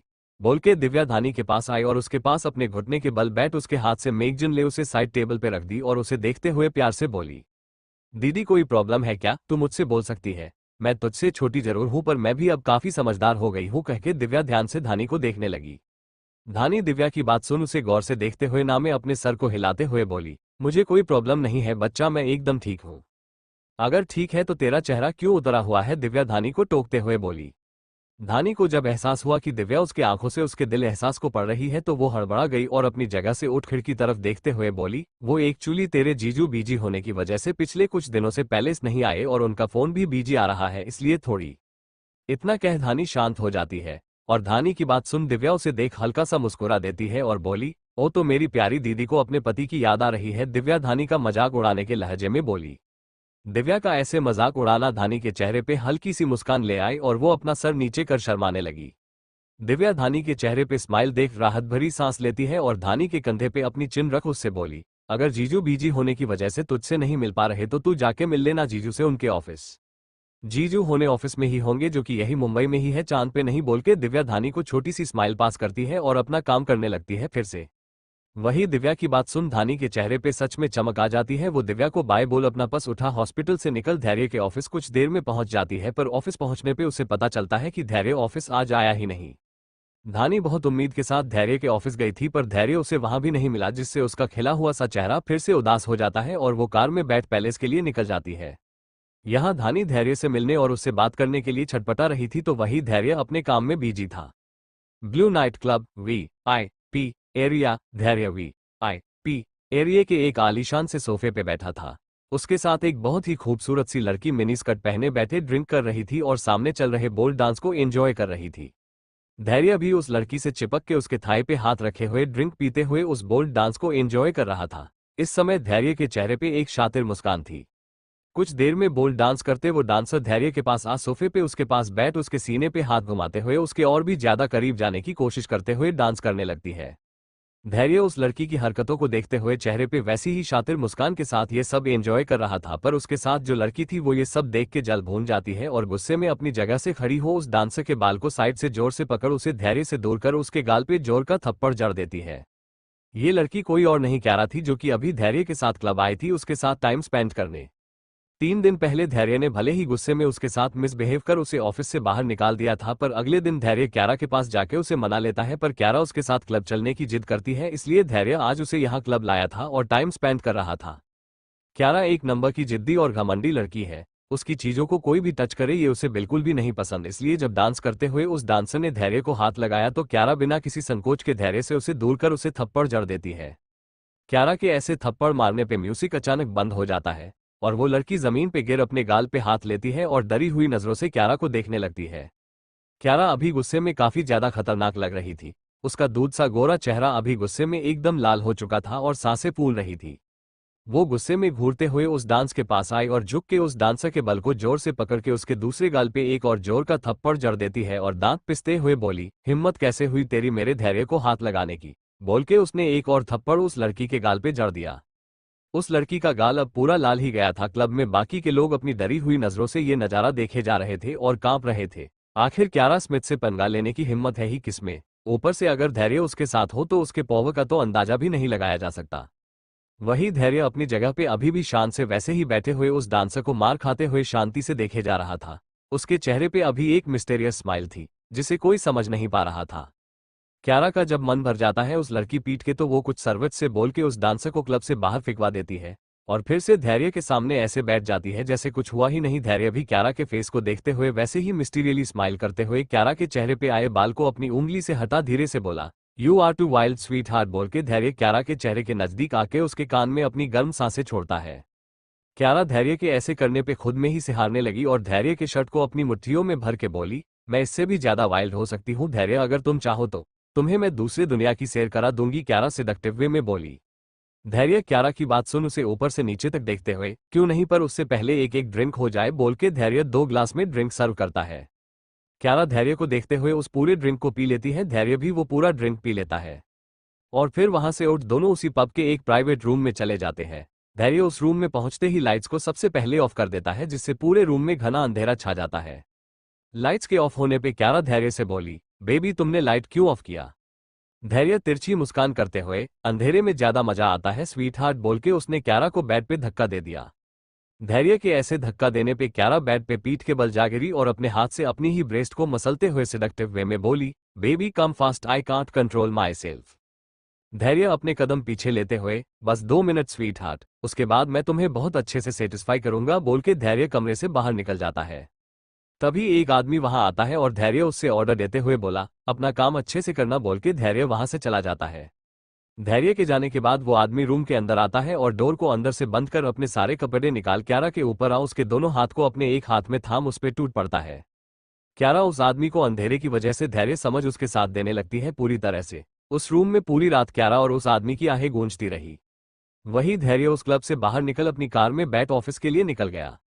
एपिसोड 106। अगली सुबह धानी सुबह जल्दी उठ अपने रोज के काम कर गार्डन में आती है फ्रेश हवा लेने के लिए। धैर्य से उसकी बात हुई और मिले। अब पूरे 4 दिन बीत चुके थे और इस बात ने उसकी नींद और भूख सब कुछ उड़ा दी थी। और वही धैर्य अपने केबिन में बैठा सिगार की कश लेते हुए किसी गहरी सोच में गुम था। धैर्य के चेहरे को देख ऐसा कहीं से नहीं लग रहा था कि उसे धानी से बात किए हुए 4 दिन बीत चुके हैं। वो अभी सिगार के मजे ले ही रहा था कि तभी उसके केबिन में रेहान आता है। रेहान धैर्य को ग्रिट करके उससे बोला, बॉस आप आज रात भी पैलेस क्यों नहीं गए, क्या आपको मेम की याद नहीं सताती। रेहान धैर्य को बहुत अच्छे से जानता था। उसे अच्छे से पता था कि धानी धैर्य के लिए क्या महत्व रखती है। धानी धैर्य के लिए नशे की तरह है। रेहान ये बहुत अच्छे से जानता था और किसी भी इंसान का अपने नशे से दूर रहना, वो भी इतने दिनों तक, ये नामुमकिन था। इसलिए रेहान हैरानी से धैर्य को देख रहा था और उससे सवाल कर रहा था। धैर्य रेहान के चेहरे पे अपने लिए फिक्र देख एक फीकी मुस्कान करता है और बोला, क्या करूंगा पैलेस जाके, वहां गया तो वो फिर से वही सवाल करेगी जिसका जवाब मैं अभी खुद नहीं जानता, उसका जवाब मैं उसे कैसे दूं, इसलिए दूर हूं उससे बोल के धैर्य अपनी जगह से खड़े हो विंडो के बाहर देखने लगता है खूबसूरत नीले आसमान को। वही रेहान एक गहरी सांस ले बोला, डॉक्टर्स ने मीनाक्षी मेम की प्रॉपर रिपोर्ट रेडी करने के लिए 2 हफ्तों की मोहलत मांगी है, तो क्या आप इन 2 हफ्तों तक मेम से दूर रहेंगे। धैर्य आसमान की तरफ वैसे ही एक टक देखते हुए, कोई दूसरा ऑप्शन नहीं है मेरे पास, वैसे भी कभी कभी दुनिया प्यार को और भी ज्यादा गहरा कर देती है, इसलिए अभी के लिए ये दुनिया ही सही है। धैर्य और रेहान अभी एक दूसरे से बातें कर ही रहे थे कि तभी केबिन का डोर फिर से खुलता है और एक खूबसूरत सी लड़की केबिन में अंदर आ रेहान को अवॉइड करते हुए धैर्य के गले लग जाती है पीछे से। रेहान तो ये देख के हैरान ही रह जाता है। वही धैर्य की मुट्ठियां गुस्से को कंट्रोल करने के लिए बंद हो जाती है। ये क्यारा थी जो रात भर एक पेशेनेट और हॉट नाइट स्पेंड करने के बाद धैर्य के पास आई थी उस पे अपना हक जताने। उसके हिसाब से तो उसने जिस आदमी के साथ वो रात बिताई धैर्य था, क्योंकि सुबह उसकी जब नींद खुली तो वो बेड पे अकेली थी बिन कपड़ों के, और रूम में एक तरफ जमीन पे धैर्य का वही कोट गिरा था जिसे धैर्य ने पिछली रात को पहना था, जिसे धैर्य ने जानबूझ के वहां छोड़ा था ताकि क्यारा को उस पर शक ना हो और वो क्यारा के साथ ऐसे ही खेलता रहे। और उसके बाप से अपना काम निकलवाता रहे। क्यारा जैसे ही केबिन में आती है वैसे ही रेहान बिना कुछ बोले केबिन से बाहर चला जाता है और वही धैर्य क्यारा को खुद से अलग कर चेहरे पे झूठी स्माइल लिए क्यारा को देखते हुए बोला, I hope you enjoy our first night sweetheart. Kiara चेहरे पे ढेर सारी चमक लिए, yes baby I am enjoy our first passion at night. Kiara Dhairya से चिपके हुए उससे बात कर ही रही थी कि तभी एक बार फिर से केबिन का डोर खुलता है। पर इस बार जिसने केबिन के डोर को खोला था उसकी ओर देख धैर्य 1 मिनट के लिए फ्रीज हो जाता है। वही क्यारा उस इंसान को गुस्से में घूरने लगी और उससे मिसबिहेव करते हुए बोली, यू बिच, तुम में मैनर्स नहीं है कि किसी के केबिन में आने से पहले एक बार नोक कर ले। वही वो लड़की अब भी क्यारा की बातों को अवॉइड करके भीगी पलकों के साथ धैर्य को एकटक देखे जा रही थी। उसने तो जैसे क्यारा की कोई बात सुनी ही नहीं। ये लड़की कोई और नहीं धानी थी। धैर्य का 4 दिनों से पैलेस ना आना, धानी के इतने सारे कॉल्स का एक बार भी जवाब ना देना, ऊपर से ऑफिस से भी गायब होना। धानी को उसकी फिक्र सताने लगी थी, इसलिए वो सुबह हॉस्पिटल जाने के बजाय एक बार फिर से धैर्य के ऑफिस आ गई उससे मिलने, इस उम्मीद में कि शायद वो ऑफिस आया हो। क्योंकि धानी धैर्य की पत्नी थी इसलिए ऑफिस में किसी की हिम्मत नहीं थी कि उसे रोक सके। इसलिए उसने जब रिसेप्शन पे पूछा तो रिसेप्शनलिस्ट ने उसे सब सच बता दिया। धानी धैर्य से खुशी खुशी मिलने आ भी रही थी उसके केबिन की तरफ, पर रास्ते में रेहान ने उसे रोक दिया। आज रेहान थोड़ा घबराया हुआ था और धानी को धैर्य के केबिन में जाने से रोक रहा था। धानी को रेहान की ये बात थोड़ी अटपटी लगी, इसलिए वो रेहान के लाख रोकने के बाद भी धैर्य के केबिन में बिना नोक किए आ गई और धैर्य की बाहों में किसी दूसरी लड़की को देख दंग रह गई। उसके आंख में आंसू भर आए। क्यारा उससे मिसबिहेव किए जा रही थी पर ना ही उसे कुछ सुनाई दे रहा था और ना ही धैर्य को। धैर्य भी अचानक धानी को देख दंग रह गया। हालांकि उसने क्यारा को हाथ नहीं लगाया था, पर क्यारा उसके सीने पे हाथ घुमाते हुए उससे चिपक के बात कर रही थी और धैर्य उसकी बातों का जवाब दे रहा था और ये सब कुछ धानी ने देख लिया। क्यारा ने जब देखा कि धानी एकटक नजर गड़ाए उसके धैर्य को देखे जा रही है तो उसके गुस्से का पारा गर्म हो गया। वो धैर्य से अलग हो धानी के पास आई और गुस्से में उसके गाल पे एक जोर का थप्पड़ जड़ दी और उसकी इंसल्ट करते हुए बोली, यू बिच, हिम्मत कैसे हुई तेरी मेरे धैर्य को अपनी नजर उठा के देखने की। क्यारा के थप्पड़ मारने से धानी का चेहरा एक तरफ हो गया, वही धैर्य के चेहरे पे खतरनाक एक्सप्रेशन आ गए। धानी को क्यारा के उस थप्पड़ से उतना दर्द नहीं हुआ जितना उसे धैर्य के धोखे से हुआ था। धानी अपने गाल पे हाथ रख अपनी नजर नीचे करते हुए क्यारा से माफी मांगते हुए भरे गले से बोली, मुझे माफ कर दीजिए मैडम, आपके इतने कीमती समय को बर्बाद करने के लिए, बोल के वो शांति से केबिन से बाहर चली गई। उसने दोबारा धैर्य को नजर भी उठा के नहीं देखा। पहले तो यूज गुस्सा क्यारा पर आ रहा था क्योंकि क्यारा ने धानी की इंसल्ट की, पर अब यूज गुस्सा धानी पे आने लगा। वो धैर्य सिंह रायजादा की पत्नी होते हुए किसी से थप्पड़ खा के चुपचाप चली भी गई। एक भी सवाल नहीं, कोई गुस्सा नहीं, अपने अधिकार की मांग तक नहीं। ये सब सोचते हुए धैर्य के सब्र का बांध टूट गया। उसने गुस्से में अपनी मुट्ठी को बंद कर लिया और केबिन से बाहर निकल क्यारा को पूरी तरह अवॉइड कर धानी के पीछे चला गया। धानी उस समय भागते हुए ऑफिस से बाहर जा रही थी। उसका दिल धैर्य के धोखे की वजह से बेहिसाब रोए जा रहा था। उसने कभी सपने में भी नहीं सोचा था कि धैर्य उसे ऐसे धोखा देगा। वो अभी लिफ्ट के थ्रू ग्राउंड फ्लोर पे आके ऑफिस से अपने कदम बाहर निकालने वाली ही थी कि उससे पहले ही धैर्य ने उसके हाथ को पकड़ अपने करीब खींच लिया। धानी धैर्य के इस तरह के बिहेव के लिए रेडी नहीं थी, इसलिए वो थोड़ी घबरा तो गई, पर अगले ही पल उसने खुद को संभाला और धैर्य को खुद से दूर करते हुए गुस्से में बोली, दूर रहिए धैर्य मुझसे और जाइए अपनी उस सो कोल्ड गर्लफ्रेंड के पास। बोल के धानी जाने लगी, पर धैर्य ने उसकी कलाई को जोर से जकड़ा और अपनी कड़क आवाज में कहा, अगर गुस्सा हो तो लड़ो मुझसे, मारो मुझे, पर ऐसे शांति से मत जाओ, मैं तुम्हें नहीं जाने दूंगा। कहते हुए धैर्य ने धानी की कमर को जकड़ लिया और यूज अपने और भी करीब कर लिया। धानी धैर्य की बात सुन यूज गुस्से में घूरने लगी और चिल्ला के बोली, क्या लड़ूं धैर्य, और किससे लड़ूं? आज मुझे किसी अनजान लड़की ने गाली दी और मुझे अपने ही पति से दूर रहने की धमकी भी दी। इससे ज्यादा और क्या सुनूं? आप पैलेस नहीं आ रहे थे, मेरा फोन नहीं पिक कर रहे थे तो मुझे लगा आप मुझसे नाराज है, पर नहीं, मैं तो गलत थी। मेरा पति मुझसे बोर हो गया है और अब अपनी जरूरतें बाहर पूरी कर रहा है। धानी काफी ज्यादा गुस्से में थी। उसके गोरे गाल पे क्यारा के उंगली के निशान छप चुके थे। ऊपर से धैर्य का यूज ऐसे जबरदस्ती रोकना और ज्यादा गुस्सा दिला रहा था उसे, इसलिए उसके मन में अभी जो भी आया उसने बोल दिया और धैर्य ने भी सब कुछ शांति से सुन लिया और धानी के उस गाल को प्यार से सहलाते हुए बोला जिस गाल पे क्यारा ने थप्पड़ मारा था। मेरी आंखों में देखो धानी, क्या तुम्हें इनमें बेवफाई दिखती है? धैर्य ने बहुत प्यार से नर्म आवाज में कहा। धानी धैर्य के ऐसे बोलने पे उसकी आंखों में देखने लगी। धैर्य का ऐसे उसके गाल को सहलाना और उसे प्यार से देखना धानी के गुस्से को पिघला रहा था। उसकी आंखों में अभी तक जो धैर्य के लिए गुस्सा था वो अब आंसू के जरिए पिघल के बहने लगे। धैर्य और धानी एक दूसरे की आंखों में देख रहे थे और किसी दूसरी दुनिया में खोए ही थे कि तभी क्यारा वहां आए और धैर्य की बाहों में किसी दूसरी लड़की को देख गुस्से में बौखला गई और गुस्से में पूरे एटीट्यूड के साथ चल उन दोनों के पास आई और धानी के बाल को कस के अपनी पकड़ में जकड़ के बोली, यू फकिंग बिच। उसने इतना ही कहा था कि तभी एक जोर के चटाक के आवाज के साथ वो जमीन पे गिर गई। जिस समय उसे ये थप्पड़ पड़ा उस समय तो उसे दिन में तारे ही दिखाई देने लगे थे कुछ समय के लिए। एपिसोड 107। धैर्य को अच्छे से पता था कि इस बार गलती उसकी है, उसकी वजह से धानी की इंसल्ट हुई है, इसलिए धैर्य धानी की सारी बातों को शांति से सुनते हुए उसके उस गाल को प्यार से सहलाने लगता है जिस गाल पे क्यारा ने थप्पड़ मारा था। धैर्य धानी के उस गाल को सहलाते हुए उसे प्यार से समझा रहा था और भोली भाली धानी धैर्य के बहकावे में आ भी रही थी, पर तभी क्यारा उसके बाल को पकड़ उसे गाली देने की जैसे ही कोशिश करती है वैसे ही धैर्य उसके गाल पे जोर का थप्पड़ जड़ देता है और धानी को अपनी बाहों से निकाल उसे अपने पीछे कर लेता है। क्यारा स्मिथ, जिससे उसके बाप ने आज तक ऊंची आवाज में बात नहीं की, उस क्यारा को धैर्य ने थप्पड़ जड़ दिया, वो भी एक मामूली सी लड़की की वजह से। वो अपने गाल पे हाथ रख अपनी जगह से उठी और धैर्य को गुस्से में घूरते हुए बोली, धैर्य तुमने मुझे एक मामूली सी लड़की के लिए थप्पड़ मारा। जिस लड़की की मेरे सामने खड़े होने तक की औकात नहीं है उस लड़की के लिए तुमने मेरी इंसल्ट की। आखिर है कौन ये लड़की? धैर्य आंखों में घमंड लिए, my life, my hot, my wife Dhani Dhairya Singh Raizada. धैर्य की आंखों में अभी एक गुरूर था धानी को अपनी पत्नी कहने में और उसके नाम के बाद अपने को ऐड करने में। और वही धानी अब भी धैर्य के पीछे से उस लड़की को देखती रही हैरानी से। धानी क्यारा को ऊपर से नीचे तक अच्छे से ऑब्जर्व कर रही थी। क्यारा सच में बहुत ज्यादा खूबसूरत थी। उसने अभी एक गोल्डन कलर की मिनी स्कर्ट पहनी थी जिसमें डीप कट था बीच से। उस कट की वजह से क्यारा की क्लीवेज बहुत अच्छे से शो हो रही थी। क्यारा के हाथ में जो पस थी वो भी लिमिटेड एडिशन की पस थी। वहीं उसकी हाई हील की पेंसिल नोक वाली सैंडल में कुछ डायमंड्स जड़े थे जो कि अपने आप में ही अनमोल लग रहे थे। धानी एक नॉर्मल सी लड़की थी जिसे सिंपल सिटी से रहना ज्यादा पसंद था, पर धैर्य ने उसके लिए ऐसे ही ढेर सारी चीजें लाई जिनकी कीमत मिलियंस में थी और इसी वजह से धानी ने आज तक उन चीजों को छुआ भी नहीं था। पर क्यारा इन सारी चीजों को पहन के घूम रही थी। धानी ये सब धैर्य के पीछे खड़ी हो शांति से हैरानी के साथ देख रही थी। वही क्यारा ने जब सुना कि धैर्य ऑलरेडी मैरिड है तो वो शॉक्ड हो गई और धैर्य के पीछे खड़ी धानी को हैरानी से देखने लगी। पर धानी की आंखों में अपने लिए डर देख वो तिरछी मुस्कान करती है और धैर्य के और भी ज्यादा करीब आ उसकी आंखों में देखते हुए बोली, कोई बात नहीं धैर्य, तुम इस मामूली सी लड़की को अपनी वाइफ कहते हो, मुझे उससे कोई प्रॉब्लम नहीं है जब तक तुम मेरे साथ हो। और रही इस लड़की की बात तो ये पड़े रहेगी किसी कोने में हमारी शादी के बाद। क्यारा धानी को घिन भरी नजरों से देखते हुए बोली। धानी ये बात सुन के पूरी तरह चौंक गई और हैरानी से उसे देखने लगी और दांत पिसते हुए उससे बोली, ओ हेलो, तुम अभी जिससे फ्लर्ट कर रही हो वो मेरे पति है और मैं क्या कोई सामान हूं जो तुम मुझे किसी कोने में रख दोगी?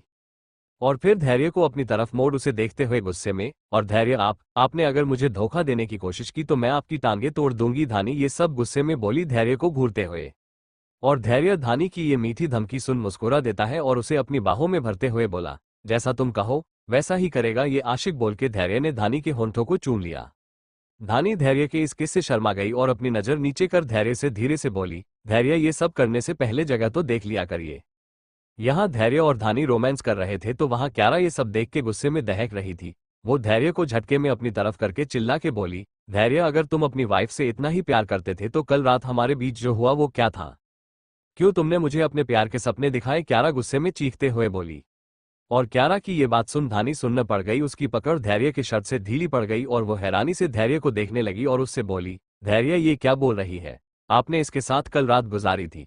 धानी काफी ज्यादा शौक थी ये जान के कि धैर्य ने उसे धोखा दिया है। वही क्यारा के चेहरे पे नफरत भरी मुस्कान आ गई और वो धानी को देखते हुए बोली, हाँ धानी, तुम्हारे इस सो कोल्ड पति ने कल मेरे साथ अपनी रातें रंगीन की है। इस समय क्यारा के चेहरे पे जीत भरी मुस्कान थी, वही धानी की आंखों में हैरानी। वो धैर्य से 2 कदम दूर हो गई और उसे देखने लगी। धैर्य शांत था, वो कुछ बोल नहीं रहा था जो धानी का कलेजा फाड़ रहा था। धानी मेरी बात सुनो, मैं तुम्हें एक्सप्लेन कर सकता हूँ सब कुछ। धैर्य बात को घुमाने की कोशिश करने लगा जिससे धानी और ज्यादा दुखी हो गई और उसने गुस्से में धैर्य के गाल पे एक जोर का थप्पड़ जड़ दिया और चिल्ला के बोली, क्या एक्सप्लेन करेंगे आप धैर्य? हमारे बीच थोड़ी सी अनबन क्या हो गई? आपने सीधे किसी और के हाथ को थाम लिया। अगर यही काम आपके बदले मैंने किया होता तो क्या मेरे एक्सप्लेनेशन से आप सब समझ जाते? धानी अभी काफी गुस्से में थी। वो क्या बोले जा रही थी गुस्से में ये उसे भी नहीं समझ आ रहा था। वही धानी के ऐसे थप्पड़ मारने से धैर्य जो अब तक गुस्से में आ गया था पर अब तक शांत था, उसके गुस्से का बांध तब टूट गया जब धानी ने ये कहा कि वो किसी और के साथ होती तो।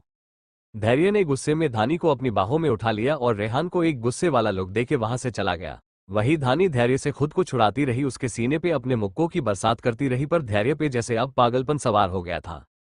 उसने अब एक भी लफ्ज आगे नहीं कहा और धानी को लिफ्ट के थ्रू अपने केबिन में लेके चला गया अपनी बाहों में उठा के जबरदस्ती। और वहां क्यारा, जिसे थोड़ी देर पहले तक ये लग रहा था कि वो हारी हुई बाजी जीत चुकी है, वो पूरी तरह हैरान हो गई और अपने पैर पटकते हुए अपने कार के पास चली गई।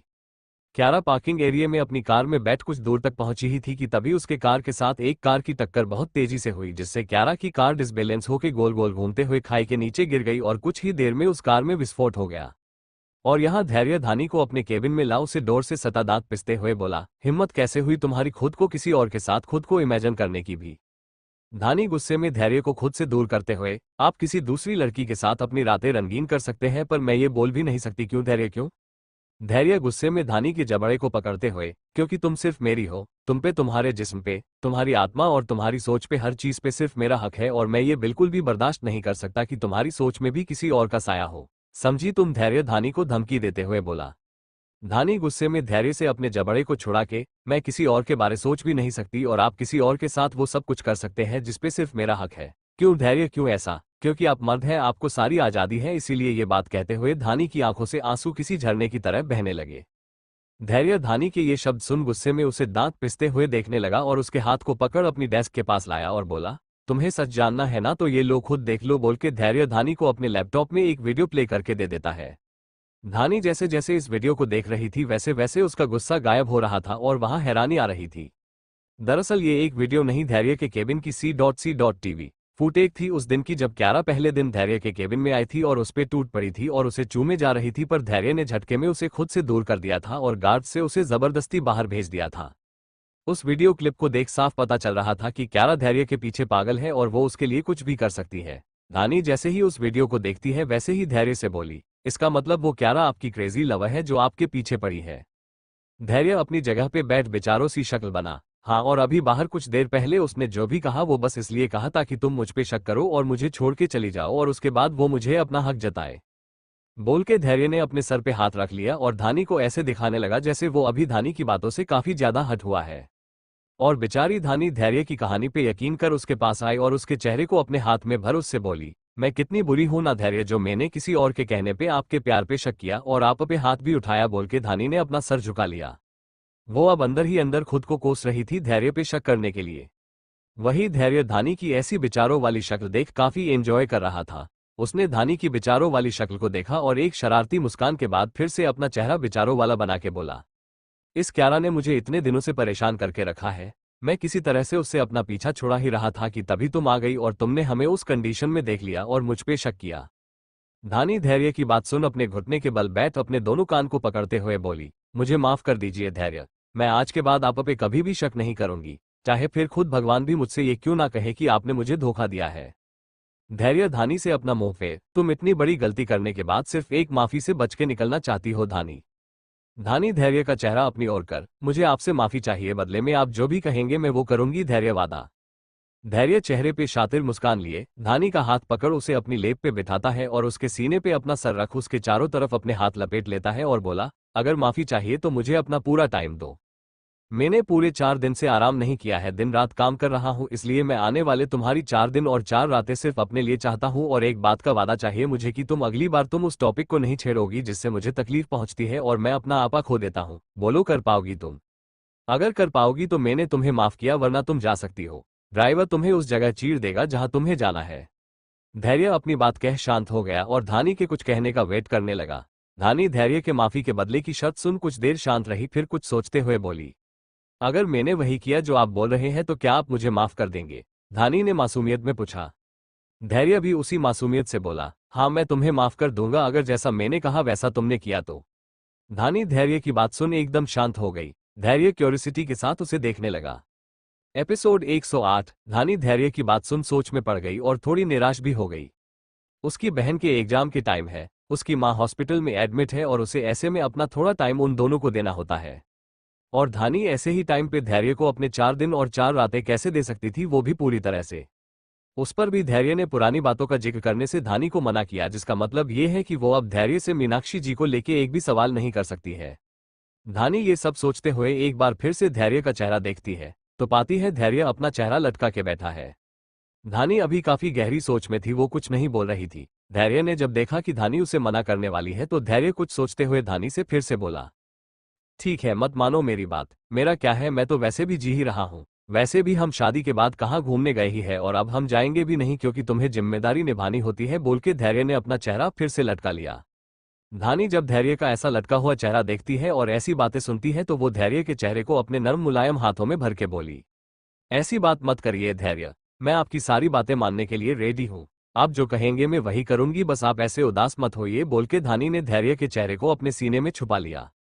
वही धैर्य धानी से किसी सांप की तरह चारों तरफ से लिपट के अपनी आंख बंद कर एक राहत भरी सांस लेता है और चेहरे पे मुस्कान लिए बोला, ठीक है, फिर हम कल मेरे प्राइवेट आइलैंड पे जाएंगे और वहां अपना समय बिताएंगे। तुम रेडी रहना। कल से तुम्हारी 4 रातें और दिन मेरी होंगी, सिर्फ और सिर्फ मेरी। बोल के धैर्य एक लंबी सांस लेता है और कुछ समय के लिए धानी के सीने पे अपना सर रख आंख बंद कर खामोश हो जाता है। धानी भी धैर्य को खुद से एकदम चिपका लेती है और उसके बाल में अपने हाथ घुमाने लगती है। धानी के ऐसे हाथ घुमाने से धैर्य को काफी ज्यादा राहत मिलती है। शाम का समय, एक अंधेरे कमरे में एक लड़की एक कुर्सी पे बेहोशी की हालत में बैठी थी। उसके मुंह में कपड़ा था और उसके हाथ पैर बंधे हुए थे।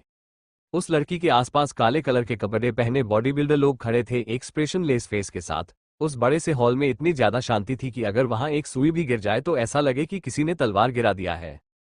तभी उस हॉल में एक आदमी बहुत ही रोब के साथ चल के उस लड़की के पास आया और एक आदमी से अपनी कड़क आवाज में बोला, जगाओ इसे, बहुत आराम कर लिया इसने। बोल के वो आदमी उस लड़की को घूरने लगा। उस आदमी का ऑर्डर आते ही एक गार्ड ने उस लड़की पे एक पूरा बकेट पानी उड़ेल दिया।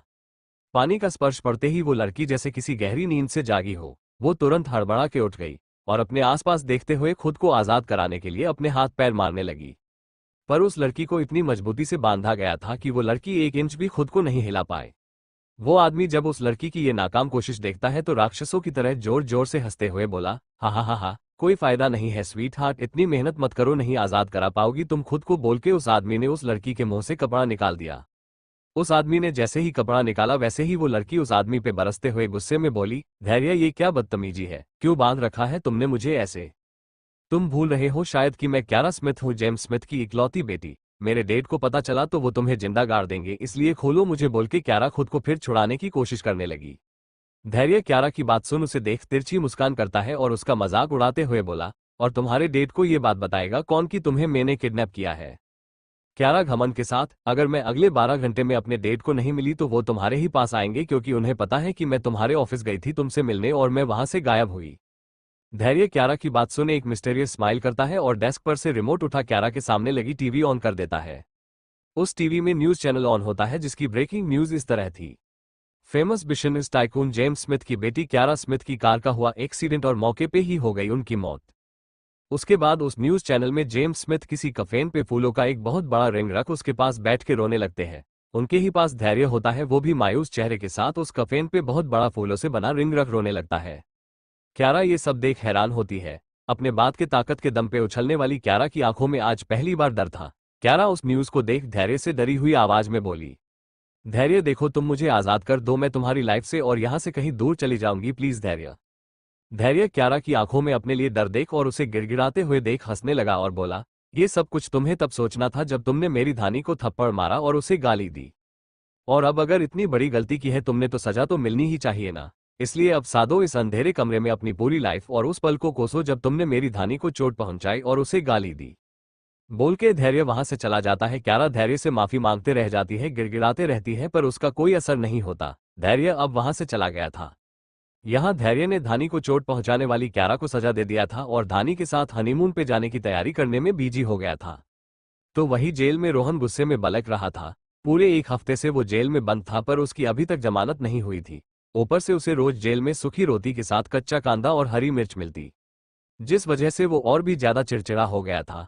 रोहन के पिता राजेश रोहन की जमानत कराना छोड़ अपनी पत्नी को ढूंढने के पीछे पड़े थे। उन्होंने पूरी मुंबई छान मारी थी पर उन्हें मीनाक्षी जी का कहीं पता नहीं चल रहा था। जब से उन्हें ये पता चला था कि मीनाक्षी जी अब कुछ दिनों की ही मेहमान रह गई है, तब से उनके दिल में मीनाक्षी जी के लिए फिक्र और प्यार बढ़ गई थी। इसलिए जब मीनाक्षी जी लापता हुई तो वो घबरा गए और रोहन के बारे में सोचना छोड़ मीनाक्षी जी के लिए परेशान होने लगे। और वहीं दूसरी तरफ मीनाक्षी जी एक बेड पे लेती थी। उनके आसपास डॉक्टर्स की एक पूरी टीम तैनात थी और उनकी देखभाल कर रही थी। मीनाक्षी जी ये सब देख के खुश हो जाती है क्योंकि उन्हें अच्छे से पता था कि ये सब उनके अपने बेटे धैर्य ने किया है उनके लिए। वो बात अलग है कि शेरी उनसे उस दिन के बाद कभी दोबारा मिलने नहीं आया, पर वो इस बात से बहुत खुश थी कि उनके बेटे के दिल में कहीं ना कहीं उनके लिए फिक्र है। इसलिए अकेले होते हुए भी वो मुस्कुरा रही थी और हाथ में धैर्य के बचपन के टॉयज को लेके उसे निहारते हुए पुरानी यादों में खोई हुआ थी।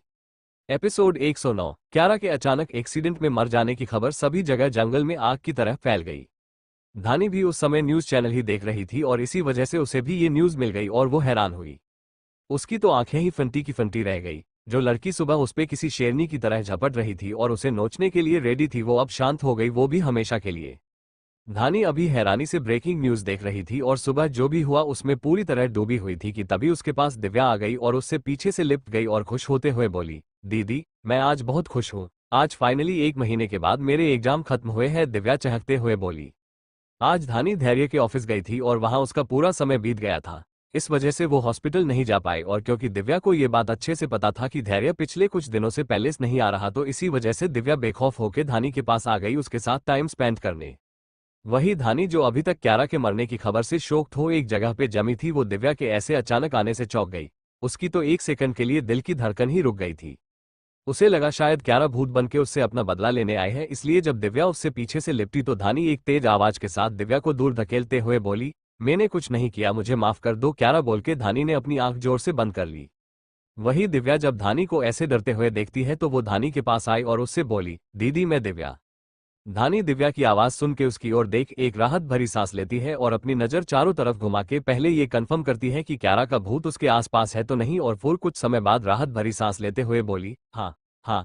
धानी डरते हुए लड़खड़ा के बोली। पर वही धानी को ऐसे डरा हुआ देख दिव्या चौंक गई और उसके पास आके बोली, दीदी ये मैं हूं, तू मेरी आवाज सुन के ऐसे डर क्यों गई? दिव्या शॉकिंग एक्सप्रेशन के साथ बोली। धानी दिव्या के टच से बेटर फील करते हुए माथे पे आए पसीने को साफ कर एक राहत भरी सांस ले बोली, ओ दिव्या तो तू है ये, और मुझे लगा क्यारा का भूत है जो मुझे मारने आए है। दिव्या को धानी की बात सुन काफी ज्यादा शौक लगता है, वो उसे हैरानी से देखने लगती है आंख फाड़े हुए। क्यारा का भूत ये कौन है दीदी? क्या तूने किसी का खून किया है? दिव्या धानी को शक भरी नजर से घूरते हुए बोली। और जिसे देख धानी अपनी आंख छोटी कर उसके बाजू पे एक जोर की चपेट लगा देती है और बोली, दिव्या तू अपनी ये फालतू बकवास मुझसे तो बिल्कुल भी मत किया कर, बोल के धानी वहां से जाने लगी। मैं कहाँ फालतू बकवास कर रही हूँ दीदी, कुछ समय पहले तू ही तो एकदम डरी हुई थी भीगी बिल्ली की तरह, मैं तो बस तुझसे उसका रीजन पूछ रही हूँ, दिव्या मुंह बनाते हुए बोली। धानी जब दिव्या का ऐसे बना हुआ मुंह देखती है तो उसके नाक को जोर से पिंच करते हुए हल्की सी मुस्कान करते हुए बोली, मेरी छोड़ तू बता आज तू पैलेस कैसे आ गई? जिस पर दिव्या उसका हाथ पकड़ छोटे बच्चों जैसी शक्ल बना उसे मासूमियत से देखते हुए बोली, दीदी आज जीजू पैलेस में नहीं है तो चलना कहीं घूम के आते हैं। धानी दिव्या को बुरी तरह घूरते हुए, तू एग्जाम के टाइम पे घूमने जाएगी? दिव्या और भी ज्यादा प्यारी सी शक्ल बना, मेरे एग्जाम खत्म हो गए दीदी, आज चलना कहीं घूम के आते हैं 2-4 दिन के लिए। माँ के हॉस्पिटल्स होने के बाद हम दोनों कहीं भी नहीं जा पाए एंजॉय करने, इसलिए चल थोड़ी एंजॉयमेंट कर ले। धानी दिव्या की बात सुन किसी गहरी सोच में पड़ जाती है। दिव्या सच ही तो कह रही थी वो और दिव्या पिछले कई दिनों से अपनी जिम्मेदारियों में इतने ज्यादा खो गए थे कि उन्हें खुद के लिए जीने का टाइम ही नहीं मिला। इस बीच एक भी दिन दिव्या हॉस्टल में रह के अपनी पढ़ाई करती है और टाइम मिलने पे हॉस्पिटल आ सविता जी की देखभाल करती है, और वही धानी भी इन दोनों की देखभाल करते हुए अपने पोसेस्ड हस्बैंड की ओबेशन से भरी दीवानगी को भी सहती है। और अब उसके पोसेस्ड हस्बैंड को उसके साथ हनीमून पे जाना है जिसके लिए उसने हाँ भी कह दी है। पर ये 4 दिन दिव्या क्या करेगी, कहाँ अपना टाइम स्पेंड करेगी अकेले? धानी यही सोचते हुए एक गहरी सांस ले दिव्या से बोली, 4 दिन के ट्रिप के लिए मुंबई से बाहर जा रहे हैं, अगर तेरे एग्जाम खत्म हो गए हैं तो तू भी हमारे साथ ही चल। दिव्या धानी की बात सुन खुश हो जाती है, पर जब उसे एहसास होता है कि उसे धानी के प्यार के साथ उसे धैर्य के गुस्से का भी सामना करना होगा तो वो मुरझाया हुआ सा चेहरा बना धानी से बोली, दीदी तेरे साथ ट्रिप पे जाने में मुझे कोई प्रॉब्लम नहीं है, पर जीजू के साथ, बोल के वो रुक गई और धानी को देखने लगी। जिसपे धानी हल्का सा मुस्कुरा के बोली, तू उनके साथ अगर मिसबिहेव नहीं करेगी और उनके गलतियों को थोड़ा थोड़ा सा अवॉइड करेगी तो कोई प्रॉब्लम नहीं होगी। अब चलेगी साथ में? धानी दिव्या के गाल पे प्यार से हाथ रखते हुए बोली। दिव्या धानी की बात सुन कुछ देर सोचते हुए बोली, ओक चलूंगी मैं, पर तू जीजू के प्यार में मुझे मत भूल जाना और उनसे मुझे प्रोटेक्ट करना अगर मैं कोई गलती करूं तो। धानी दिव्या के माथे पे एक सॉफ्ट किस कर, तू तो मेरी जान है, तुझे प्रोटेक्ट नहीं करूंगी तो किसे करूंगी? अब जा हॉस्टल और जल्दी जल्दी से पैकिंग करके पैलेस आ जा। दिव्या सड़ी हुई सी शक्ल बना, दीदी हम घूमने जा रहे हैं तो तुझे नहीं लगता हमें पुराने कपड़े ना ले जाके नए कपड़ों की शॉपिंग करनी चाहिए? धानी दिव्या की बात सुन उसे देखते हुए हल्का सा मुस्कुरा देती है और दिव्या को सोफे पे बैठाते हुए बोली, कुछ देर रुक मैं अपना पर्स लेके आई, बोल के वो अपने रूम की तरफ चली जाती है। और वही दिव्या खुशी से उछलने लगती है, क्योंकि पहले तो वो ट्रिप पे जा रही थी जहां उसकी दीदी उसके साथ होगी। हाँ उसके खड़ूस जीजू भी उसके साथ होंगे, पर उसकी दीदी उसके जीजू को संभाल लेगी। और अब वो अपनी प्यारी दीदी के साथ शॉपिंग पे जा रही है, जहां वो बहुत मजे करने वाली है। दिव्या यही सब सोचते हुए एकदम खुश हो गई। कुछ देर में धानी रूम से अपना पर्स लेके आती है और दिव्या के साथ अपनी कार में शॉपिंग के लिए निकल जाती है, जहां दिव्या अपने लिए बहुत सारी वेस्टर्न ड्रेसेस लेती है और धानी के लिए भी कुछ वेस्टर्न ड्रेसेस जबरदस्ती लेती है। दोनों बहनें तो अपनी शॉपिंग में मस्त थी और वही धैर्य धानी के साथ बाहर जाने से पहले अपने बिछाए हुए जाल का फंदा और भी ज्यादा कसने में बिजी था। धैर्य अभी जेम्स स्मिथ के बंगले में था और उनके साथ ड्रिंक करते हुए उनके गम में उनका साथ दे रहा था। जेम्स स्मिथ तो अपने बेटी क्यारा के मरने की वजह से सदमे में थे, इसलिए रो रहे थे, पर धैर्य अपने प्लान को प्रॉपर तरीके से वर्क करता देख खुशी में ड्रिंक किए जा रहा था। पर उसके दुखी चेहरे को देख अभी कोई नहीं बता सकता था कि वो अंदर ही अंदर इतना ज्यादा खुश है कि उसने हनीमून पे जाने की प्लानिंग भी कर ली है। पर उसे कहाँ पता, पति घर से बाहर चाहे जितना भी बड़ा शेर क्यों ना हो, घर के अंदर वो बिल्ली ही होता है। धैर्य का भी कुछ यही होने वाला है हाल, जब उसे ये पता चलेगा कि उसकी बीवी धानी ने उसके रोमांटिक हनीमून के प्लानिंग को फैमिली ट्रिप बना दिया है। एपिसोड 110। वही धानी दिव्या को छोटी बहन नहीं बेटी मानती है। उसका बस चले तो वो दिव्या को रोज अपने साथ सुलाए अपनी गोद में, और ये बात धैर्य को भी बहुत अच्छे से पता थी, वो भी बहुत पहले से। इसी वजह से उसने धानी को अपना बनाने के लिए उसे ब्लैकमेल करने के लिए दिव्या का सहारा लिया था, और हमारी भोली भाली धानी धैर्य के बहकावे में आ भी गई थी और उसकी बन भी गई थी। उस समय दिव्या के सिर्फ नाम से ही धैर्य ने धानी को अपना बना लिया था। हाँ, तब धानी की मजबूरी थी धैर्य के साथ रहने में, पर धीरे धीरे धानी उससे प्यार करने लगी। और क्योंकि धैर्य भी धानी से बहुत प्यार करता है और उसकी फीलिंग की परवाह भी वो बहुत ही करता है, धानी की ही मर्जी की वजह से धैर्य ने पिछली बार अपने हनीमून का प्लान ड्रॉप किया था। उसके अलावा एक वजह उसके अंदर का डर भी था, पर उसी वजह से धैर्य धानी के लिए और ज्यादा पागल हो गया और अब वो उसकी हर एक विश पूरी करता है। और फिर चाहे उनमें से कुछ चीजें उसे पसंद ना हो, फिर भी जैसे मीनाक्षी जी से बात करना और उनकी केयर करना, धैर्य उसे भी पूरी करने की कोशिश कर रहा है, पर अपने अंदाज में, बिना धानी को पता लगे, ताकि धानी अगली बार उससे ऐसी कोई डिमांड ना करे जिसे वो चाह के भी पूरा ना कर पाए। तो देखना यह है कि धानी कैसे धैर्य को मनाती है दिव्या को अपने साथ हनीमून पे लेके जाने के लिए। और क्या धैर्य मानेगा, और अगर मानेगा तो कैसे, या फिर वो फिर से कुछ ऐसा वैसा करेगा जिससे भोली भाली धानी उसके जाल में फंस जाए और उसे दिव्या को अपने साथ अपने हनीमून पे भी ना लेके जाना पड़े।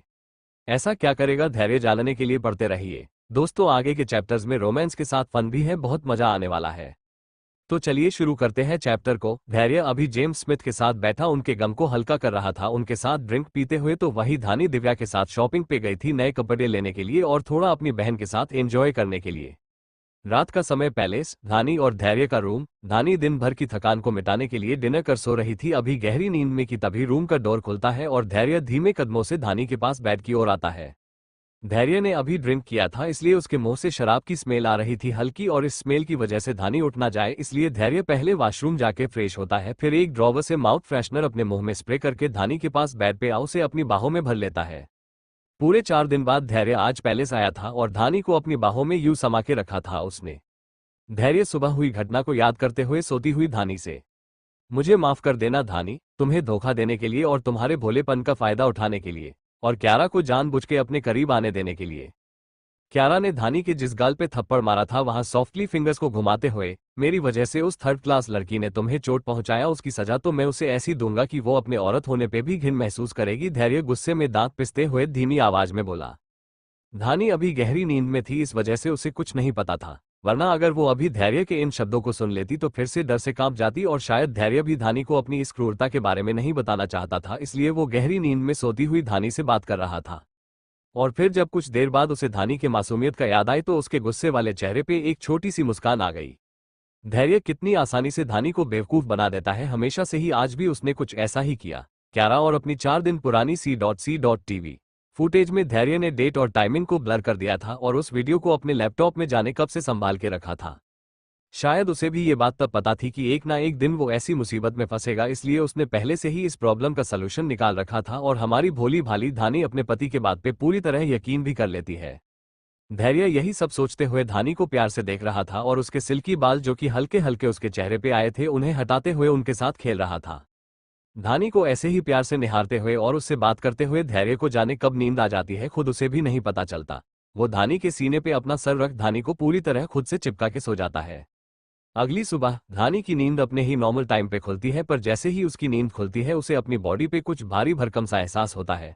वो जब अपनी नजर उस चीज पे डालती है तो खुद को धैर्य के नीचे दबा हुआ पाके पहले तो हैरान होती है, फिर अगले जी पल उसके चेहरे पे एक छोटी सी मुस्कान आ जाती है। पूरे 5 दिन बाद धानी धैर्य को अपने पास देख बहुत ज्यादा खुश थी और उसकी ये खुशी उसके चेहरे पे दिखाई भी दे रही थी। हालांकि वो धैर्य के भारी भरकम शरीर के नीचे दबी हुई थी पर फिर भी धैर्य को अपनी बाहों में देख उसके चेहरे पे सुकून से भरी छोटी सी मुस्कान थी। वो धैर्य को देखते हुए कब उसके बाल को प्यार से सहलाने लगती है ये उसे भी नहीं पता चलता, पर उसका ध्यान धैर्य की प्यार भरी धमकी सुन टूटता है। धानी, बहुत मुश्किल से मैंने खुद को कंट्रोल करके रखा है, पर अगर तुम मुझे ऐसे सिड्यूस करोगी तो मैं अपना कंट्रोल बहुत जल्द खो दूंगा और फिर हमारे बीच जिन चीजों की शुरुआत शाम से आइलैंड में होने वाली है उन्हें मैं अभी से शुरू कर दूंगा।